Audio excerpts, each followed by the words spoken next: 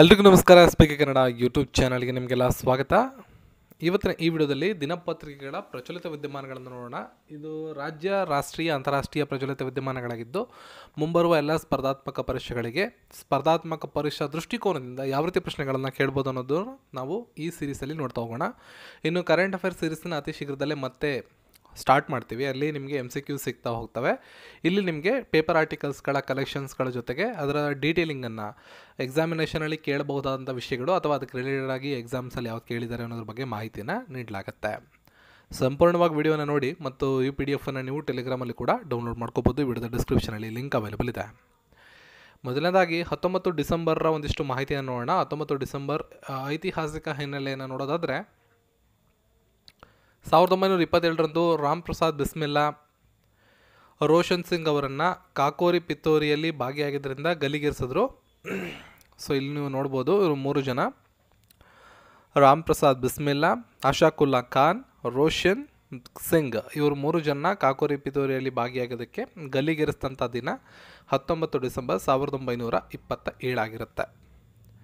ಇನ್ನು ಭಾರತೀಯ ರಾಷ್ಟ್ರೀಯ ಕಾಂಗ್ರೆಸ್ ಸಂಪೂರ್ಣ ಸ್ವರಾಜ್ಯ ನಿರ್ಣಯವನ್ನು ಜವಾಹರ್ಲಾಲ್ ನೆಹರು ಅವರ ಅಧ್ಯಕ್ಷತೆಯಲ್ಲಿ ಲಾಹೋರ್ನಲ್ಲಿ ಅನುಮೋದನೆ ಮಾಡಿದಂಥ ದಿನ 19 ಡಿಸೆಂಬರ್ 1929. ಹಲವಾರು ಸ್ಪರ್ಧಾತ್ಮಕ ಪರೀಕ್ಷೆಗಳಲ್ಲಿ ಇವರು ಇದಕ್ಕೂ ಮುಂಚೆ ಕೇಳಿದ್ದಾರೆ, ಬಹಳ ಇಂಪಾರ್ಟೆಂಟ್ ಆಗುತ್ತೆ. ಭಾರತ ಸ್ವತಂತ್ರಗೊಂಡ ನಂತರ ಪೋರ್ಚುಗೀಸ್ ಆಳ್ವಿಕೆಗೆ ಒಳಪಡಿಸಿದ್ದ 3 ಪ್ರದೇಶಗಳಾದ ಗೋವಾ, ದಮನ್, ದಿಯು ಆಕ್ರಮಿಸಲು ಈ ದಿನ ಡಿಸೆಂಬರ್ 19, 1961ರಂದು ಆಪರೇಷನ್ ವಿಜಯ್ ಕಾರ್ಯಾಚರಣೆಯನ್ನು ಮಾಡಲಾಯಿತು. ಸುಮಾರು 451 ವರ್ಷಗಳ ನಂತರ ಪೋರ್ಚುಗೀಸರ ಆಳ್ವಿಕೆಯ ನಂತರ ಅವರ ಆಳ್ವಿಕೆಯಿಂದ ಮುಕ್ತಗೊಳಿಸಿ ಗೋವಾವನ್ನು ಭಾರತೀಯ ಸೇನೆ ಸ್ವಾಧೀನಪಡಿಸಿಕೊಂಡಂಥ ದಿನ ಇದು. ಇವು 3 ಕೂಡ 19 ಡಿಸೆಂಬರ್ನ ಐತಿಹಾಸಿಕ ಹಿನ್ನೆಲೆಗಳು. ಇನ್ನು ಬಹಳ ಇಂಪಾರ್ಟೆಂಟ್ ಆಗಿರ್ತಕ್ಕಂಥದ್ದು, ನಮ್ಮ ಭಾರತದ ಮೊದಲ ಮಹಿಳಾ ರಾಷ್ಟ್ರಪತಿಗಳಾದಂಥ ಪ್ರತಿಭಾ ದೇವಿ ಸಿಂಗ್ ಪಾಟೀಲ್ ಅವರ ಜನ್ಮದಿನ ಡಿಸೆಂಬರ್ 19, 1934. ಮಹಾರಾಷ್ಟ್ರದ ನಾಡಗಾಂವ್ನಲ್ಲಿ ಅವರು ಜನಿಸಿದ್ರು.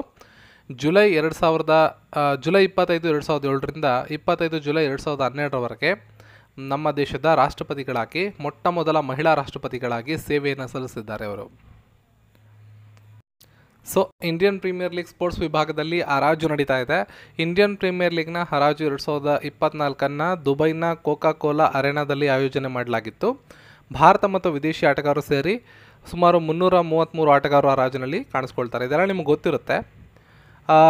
ಈ ಒಂದು IPL 2024ರ ಮಿನಿ ಆಕ್ಷನ್ನಲ್ಲಿ ಮಲ್ಲಿಕಾ ಸಾಗರ್ ಅವರು ಹರಾಜುಗಾತಿಯಾಗಿ ನೇಮಕಗೊಂಡಿದ್ದಾರೆ.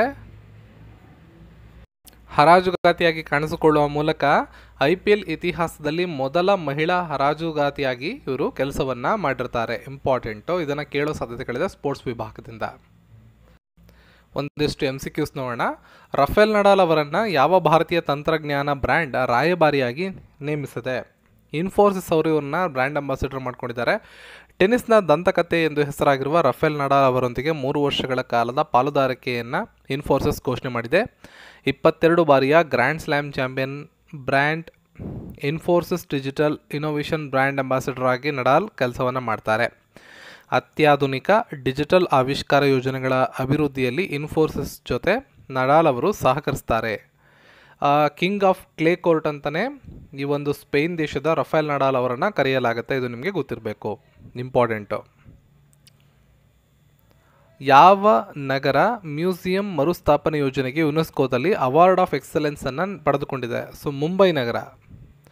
ಮುಂಬೈನ ಛತ್ರಪತಿ ಶಿವಾಜಿ ಮಹಾರಾಜ್ ವಸ್ತು ಸಂಗ್ರಹಾಲಯ ಇವರಿಗೆ ವಿಶ್ವಸಂಸ್ಥೆಯ ಶೈಕ್ಷಣಿಕ ವೈಜ್ಞಾನಿಕ ಪಾರಂಪರಿಕ ಸಂಸ್ಥೆ ಯುನೆಸ್ಕೋ ಸಾಂಸ್ಕೃತಿಕ ಪರಂಪರೆ ಸಂರಕ್ಷಣೆ 2022ರ ಏಷ್ಯಾ ಪೆಸಿಫಿಕ್ ಪ್ರಶಸ್ತಿಗಳಲ್ಲಿ ಅವಾರ್ಡ್ ಆಫ್ ಎಕ್ಸಲೆನ್ಸನ್ನು ನೀಡಿ ಗೌರವಿಸಿದೆ. CIDಯ ADGPಯಾಗಿ BK ಸಿಂಗ್ ಅವರು ನೇಮಕಗೊಂಡಿದ್ದಾರೆ. ಕೇಂದ್ರ ಸೇವೆಯಿಂದ ಮರಳಿರುವ ಹಿರಿಯ ಅಧಿಕಾರಿ IPS ಅಧಿಕಾರಿಯಾಗಿದ್ದ BK ಸಿಂಗ್ ಅವರನ್ನು CIDಯ ಹೆಚ್ಚುವರಿ ಪೊಲೀಸ್ ಮಹಾನಿರ್ದೇಶಕನಾಗಿ ರಾಜ್ಯ ಸರ್ಕಾರ ನೇಮಿಸಿ ಆದೇಶವನ್ನು ಹೊರಡಿಸಿದೆ.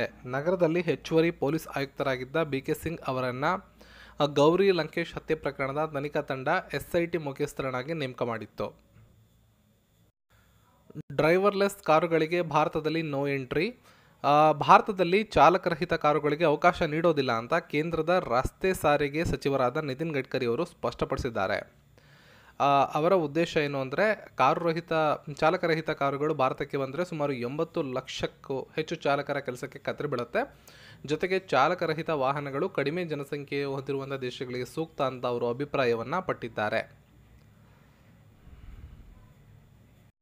ಸೊ ಕೇಂದ್ರ ಸರ್ಕಾರದಿಂದ ಹೊಸ ಟೆಲಿಕಾಂ ಮಸೂದೆ ಮಂಡನೆಯಾಗಿದೆ. ಇನ್ನು ಮುಂದೆ ಸಿಮ್ ಕಾರ್ಡನ್ನು ಪಡೆಯೋದಕ್ಕೆ ಬಯೋಮೆಟ್ರಿಕ್ ಕಡ್ಡಾಯ, ಕದ್ದಾಲಿಕೆ ಸಾಬೀತಾದರೆ 3 ವರ್ಷ ಜೈಲು, 2 ಕೋಟಿ ದಂಡ, ಮೊಬೈಲ್ ನೆಟ್ವರ್ಕ್ ಜಪ್ತಿಗೆ ಕೇಂದ್ರಕ್ಕೆ ಅಧಿಕಾರ ಕೂಡ ಸಿಗುತ್ತೆ.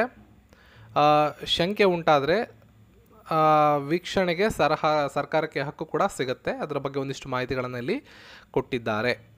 ಈ ಮಸೂದೆ ಈಗ ಸಂಸತ್ತಲ್ಲಿ ಪಾಸಾಗಿರ್ತದೆ. ಇದ್ರ ಬಗ್ಗೆ ಮಾಹಿತಿಯನ್ನು ಇಲ್ಲಿ ಹಂಚ್ಕೊಂಡಿದ್ದಾರೆ. ಮಸೂದೆಯ ಪ್ರಮುಖ ಅಂಶಗಳೇನೇನು ಅಂತ ನೀವು ಇಲ್ಲಿ ನೋಡ್ಕೋಬೋದಾಗಿರ್ತದೆ. ಇನ್ನು ಸಂಸದರು ಸಸ್ಪೆಂಡ್ ಆಗಿರೋದು ನಮ್ಮ ಸಂಸತ್ನಲ್ಲಿ, ಅದರ ಬಗ್ಗೆ ಒಂದಿಷ್ಟು ಮಾಹಿತಿಗಳು ಬಹಳ ಇಂಪಾರ್ಟೆಂಟು. ಲೋಕಸಭೆಯಲ್ಲಿ ಭದ್ರತಾ ಲೋಪ ಹಿನ್ನೆಲೆಯಲ್ಲಿ ಕೇಂದ್ರ ಗೃಹ ಸಚಿವರ ಹೇಳಿಕೆ ನೀಡಬೇಕು ಅಂತ ಒತ್ತಾಯಿಸಿದ ಕಾರಣ ಉಭಯ ಸದನಗಳಲ್ಲಿ ಗದ್ದಲ ಉಂಟಾಗಿ ಪ್ರತಿಪಕ್ಷದ 78 ಸದಸ್ಯರನ್ನು ಅಮಾನತು ಮಾಡಲಾಗಿದೆ. ಭಾರತದ ಸಂಸತ್ ಇತಿಹಾಸದಲ್ಲೇ ಇದೇ ಮೊದಲನೇ ಬಾರಿಗೆ ಒಂದು ದಿನದಲ್ಲಿ ಇಷ್ಟು ಪ್ರಮಾಣದ ಸದಸ್ಯರನ್ನು ಹೊರಹಾಕಿರೋದು ಅಂತ ಹೇಳ್ಬೋದಾಗಿದೆ.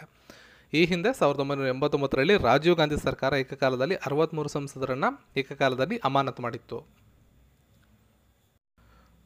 ಬೃಹತ್ ಸ್ವರ ವೇದ ಮಹಾಮಂದಿರ ಉದ್ಘಾಟನೆಗೆ ಸಿದ್ಧವಾಗಿದೆ. ವಿಶ್ವದ ಅತ್ಯಂತ ದೊಡ್ಡದಾದಂಥ ಧ್ಯಾನ ಕೇಂದ್ರ ಇದು. ಉತ್ತರ ಪ್ರದೇಶದ ವಾರಣಾಸಿಯ ಮೂಡ್ಲಿಯ ಉಮರಹ ಅನ್ನೋ ಪ್ರದೇಶದಲ್ಲಿ ಕಂಡುಬರುತ್ತದೆ. ಕಟ್ಟಡದ ವಿಸ್ತಾರ 7 ಮಹಡಿಗಳು ಸೇರಿ ಒಟ್ಟು 3 ಲಕ್ಷ ಚದರ ಅಡಿಗಳಿಷ್ಟಿದ್ದು ಇತ್ತೀಚೆಗಷ್ಟೇ ನಿರ್ಮಾಣಗೊಂಡಿದೆ. ಒಟ್ಟಿಗೆ 20,000 ಮಂದಿ ಕುಳಿತು ಧ್ಯಾನವನ್ನು ಮಾಡ್ಬೋದು. ಮಂದಿರದ ಗೋಡೆಗಳ ಮೇಲೆ ಸ್ವರವೇದಗಳ ಶ್ಲೋಕಗಳನ್ನು ಕೆತ್ತನೆ ಮಾಡಲಾಗಿದೆ. ಮಾನವ ಜಗತ್ತಿಗೆ ನೈತಿಕ ಮತ್ತು ಆಧ್ಯಾತ್ಮಿಕ ಸಂದೇಶ ಸಾರೋದಕ್ಕೆ ನಿರ್ಮಾಣಗೊಂಡಿರತಕ್ಕಂತಹ ಮಂದಿರ ಇದು. ಪ್ರಧಾನಿ ನರೇಂದ್ರ ಮೋದಿ ಅವರು ಇದನ್ನು ಉದ್ಘಾಟನೆ ಮಾಡ್ತಾರೆ. ಯೋಗಿ ಆದಿತ್ಯನಾಥ್ ಅಲ್ಲಿಯ ಮುಖ್ಯಮಂತ್ರಿಗಳು ಈ ಸಮಾರಂಭದಲ್ಲಿ ಭಾಗವಹಿಸ್ತಾರೆ.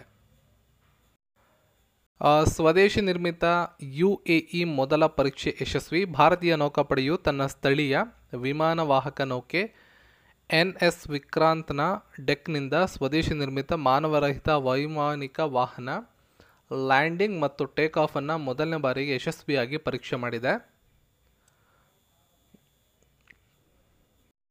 ಮುಂದೆ ಈಜಿಪ್ಟ್ ದೇಶದ ಅಧ್ಯಕ್ಷರಾಗಿ ಅಲ್ ಸಿಸಿ ಅವರು ಪುನರಾಯ್ಕೆಯಾಗಿದ್ದಾರೆ. ಈಜಿಪ್ಟ್ನ ಅಧ್ಯಕ್ಷ ಅಬ್ದುಲ್ ಫತಾಹ್ ಅಲ್ ಸಿಸಿ ಮತ್ತೊಮ್ಮೆ ಇನ್ನೊಂದು ಅವಧಿಗೆ ಅಧ್ಯಕ್ಷರಾಗಿ ಆಯ್ಕೆಯಾಗಿದ್ದಾರೆ ಅಂತ ಚುನಾವಣಾ ಆಯೋಗ ಘೋಷಣೆ ಮಾಡಿದೆ. ಡಿಸೆಂಬರ್ 11ರಿಂದ 12ರವರೆಗೆ ನಡೆದಂಥ ಚುನಾವಣೆಯಲ್ಲಿ 66% ಮತದಾನವಾಗಿದ್ದು ಅಲ್ ಸಿಸಿ ಚುನಾವಣೆಯಾದಂತಹ ಮತಗಳ ಪೈಕಿ 89% ಮತಗಳನ್ನು ಪಡೆದಿದ್ದಾರೆ. ಇವರ ನಿಕಟ ಪ್ರತಿಸ್ಪರ್ಧಿ ರಿಪಬ್ಲಿಕನ್ ಪೀಪಲ್ಸ್ ಪಾರ್ಟಿಯ ಮುಖ್ಯಸ್ಥ ಹಾಸಿಮ್ ಉಮರ್ 4.5% ಮತಗಳನ್ನಷ್ಟೇ ಪಡೆದಿದ್ದಾರೆ ಅಂತ ವರದಿ ಮಾಡಿದೆ.